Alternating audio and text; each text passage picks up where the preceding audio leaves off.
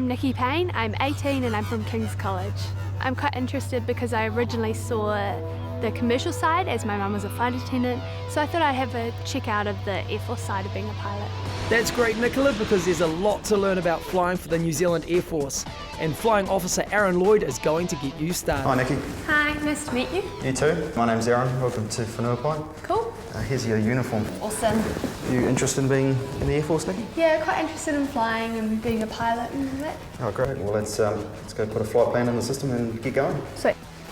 There is a whole lot of work to be done before a plane like the C-130 Hercules even gets off the ground.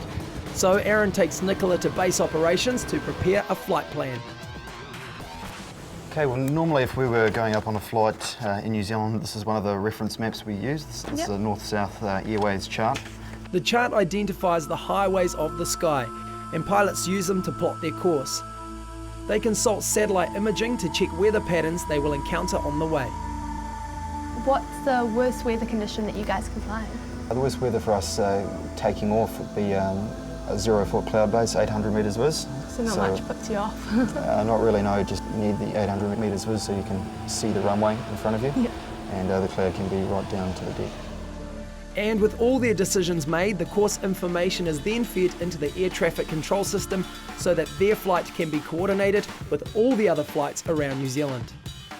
Preparation for a flight generally depends on what the type of flight is, whether or not it's a training flight, a tasked flight in support of a mission, or a tactical flight.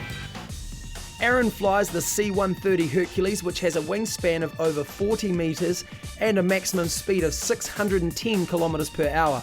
The plane has a flight ceiling of 10,000 metres and can travel 3,800 kilometres without refuelling. Well, Nicky, this is the flight deck of the C-130 Hercules. Cool. You see on the left there is where the captain sits, Yeah. co-pilot sits on the right. This seat here is where the flight engineer sits, and this seat here is where the navigator sits. What is the Hercules mostly used for? Mostly used for transporting cargo and all people. Why don't you take a seat in the co-pilot's seat there? Cool. Co-pilot's job to pre-flight the aircraft, so we'll go through what needs to be done. Yep. Just making sure that the lights are all set up for the cockpit, Yep. for what we need. Moving across, getting oxygen. Okay. Weird. I've always wanted to fly the Hercules. I'm interested in the number of operations that the C-130 performs all over New Zealand and all over the world, and it really is an aircraft that I think goes everywhere and does everything. Well, Nicky, this is the cargo compartment of the C-130. We can carry 80 troops down the back here, 80 people. Also can be configured to carry equipment, or a combination of equipment and personnel. We can fit drive-on vehicles, pallets, even an Iroquois helicopter down the back. Oh. The Hercules aircraft are also used for parachute drops, which requires great skill from the pilot as they often occur at night and from low altitudes. But to get that good, they need to keep their skills sharp, and Flying Officer Matt Ferris is doing pre-flight checks for a training flight to Gisborne. Hi Nicky. Hi, nice Great to meet you. Yeah. I'm Matt Ferris. I'm the co-pilot today, and we're just going on a training flight out of Whanua. We're going to go to Gisborne, do an instrument approach there for training. We'll do a stop and go, so we'll stop the aircraft on the runway, turn around, take off again. Hopefully you enjoy it. If you've got any questions, please ask.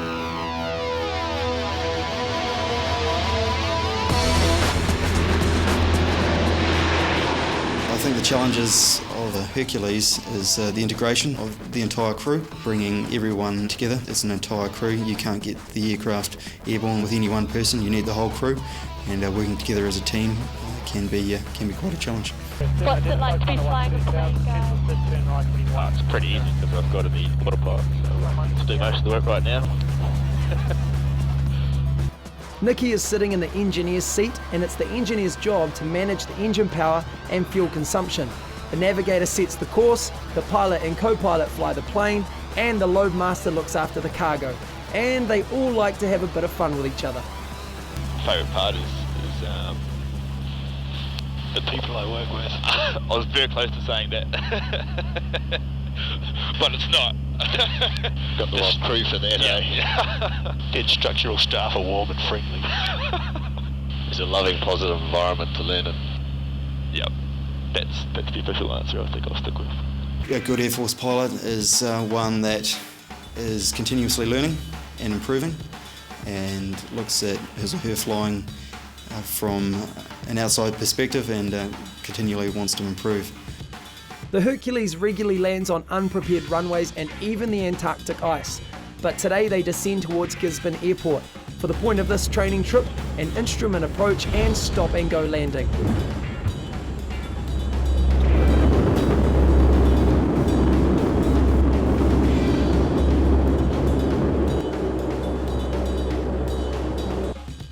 They don't even get out of the plane and are soon on their way back to Whanuapai. Okay. And although he's got a navigator sitting behind him, the co-pilot has a good grip on where they are in the sky at all times. A lot of maths involved. Not a lot, it's pretty simple what maths is involved. It's not nothing hard or anything. There's two ways, you can either work it out or you can just guess something. Yeah, and usually they're pretty close, which is meant to take. So if it goes horribly wrong, you can blame it on bad maths or a bad guess. Usually one and the same. The joking is put aside as the team gets ready for the serious business of landing a 36-ton plane in low visibility conditions. Just one of the many challenges a RNZAF pilot will face. Well, I'm looking forward to future upgrades and future challenges. I'm looking forward to getting into low-level tactical flying in the Hercules, combination of airdrops and combat onloads and offloads, working in shorter unprepared strips, doing a variety of missions, dropping stuff out the back. I think that's pretty exciting.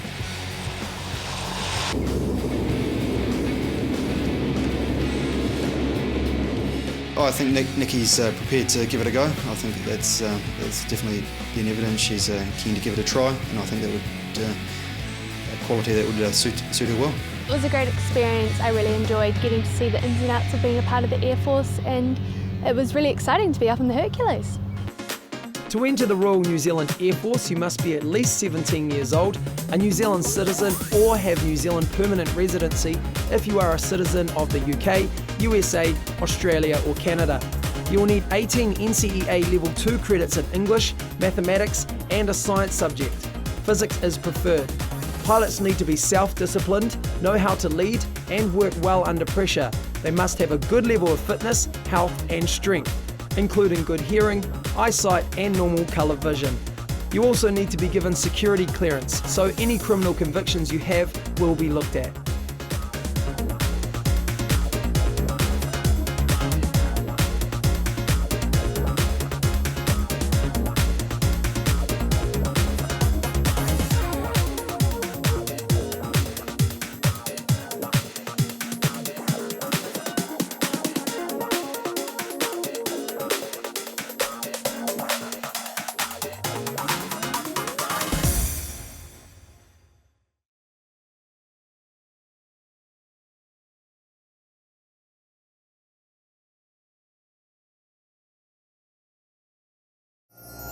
Supporting local content so you can see more of New Zealand on air.